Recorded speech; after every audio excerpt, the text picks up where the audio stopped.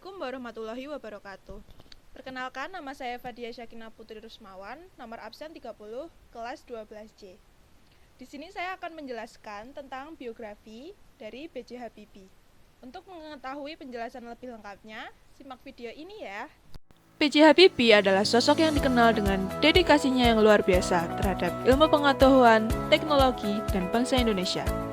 Sepanjang hidupnya, Habibie menunjukkan komitmen yang tak tergoyahkan dalam memajukan teknologi, khususnya dalam bidang dirgantara, serta dalam mendukung proses demokratisasi dan pembangunan sumber daya manusia di Indonesia. Baharudin Yusuf Habibie atau yang lebih dikenal dengan B.J. Habibie adalah tokoh yang pintar dalam hal teknologi pesawat terbang. B.J. Habibie adalah sosok yang sangat diidolakan oleh masyarakat Indonesia. B.J. Habibie atau yang bernama lengkap Baharudin Yusuf Habibie lahir pada 25 Juni 1936 di Parepare, Sulawesi Selatan. Alwi Abdul Jalil Habibie adalah ayah B.J. Habibie yang berprofesi sebagai ahli petani yang berpikiran maju.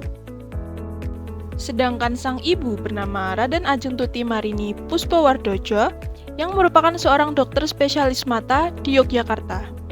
Namun, ketika Habibie berusia 14 tahun, ayahnya meninggal dunia, meninggalkan ibunya untuk membesarkan dan mendidik anak-anak mereka sendirian.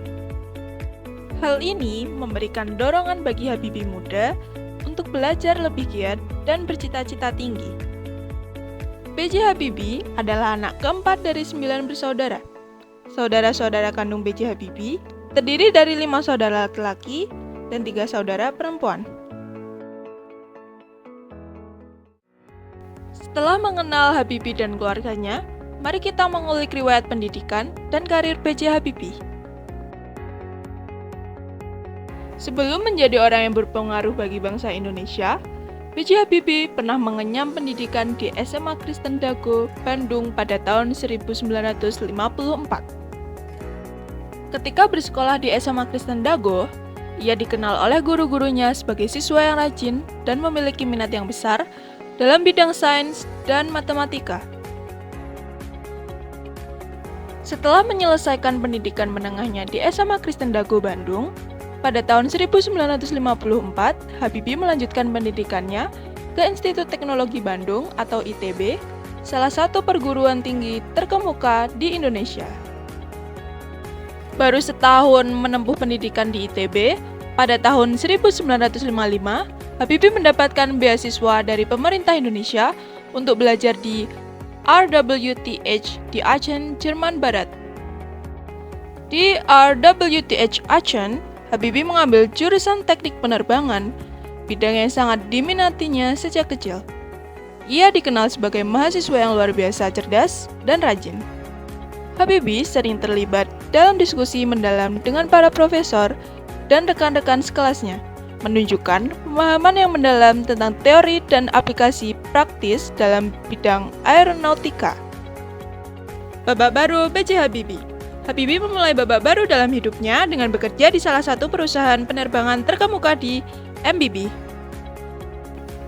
Habibie bergabung dengan MBB sebagai insinyur di divisi penelitian dan pengembangan. Salah satu kontribusi terbesarnya adalah pengembangan teori tentang crash progression atau perambatan retak pada bahan pesawat, yang kemudian dikenal sebagai teori Habibie.